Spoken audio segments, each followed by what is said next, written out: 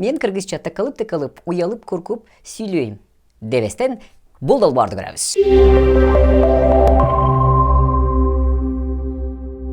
Арбаңыздар, бул долбоордо кыргыз тилиндеги эң көп кездешкен каталар тууралуу сөз болот.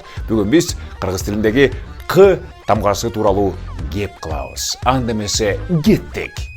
Стоп. Эмне үчүн кыргыз тилинде анан кеп, анан кеттик г менен?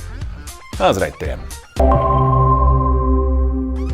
А, О, У, И. Бул жоон үндүүлөр менен биргеликте к тамгасы к.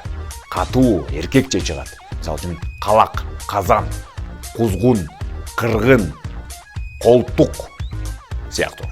И, Ү. Ичке үндүүлөрдүн жанында башында болуп калса, анда к тамгасы г-га айланат. Кел, көр, гүл, кир. Андан тышкары чет элден келген сөздөр бар. Алар к деп окулат. Клей, кино, аккумулятор, инкубатор, же болбосо кофе. Түшүнүктүү? Анда эмесе миңөң лайк басып, миңөң бөлүшүп салгачы. Биздин долбоор популярдуу болуп, баарыбыз туура сүйлөп калалы. Ой, өзүм туура эмес айтып койдум, миңөң деп салдым го. Миңөө деген дагы бул чоң каталардын бири.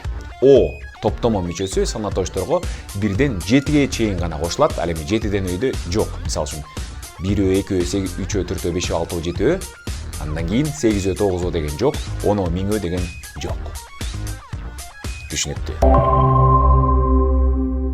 Андан тышкары санаточ, зататочто мурун турса, анда көптүк лар мүчөсү кошулбайт. Мисалы үчүн 2 балдар эмес, 2 бала. 10 атуулдар эмес, 10 атуул. 1000 сомдор эмес, 1000 сом. Чоң рахмат, көрүшкөнчө.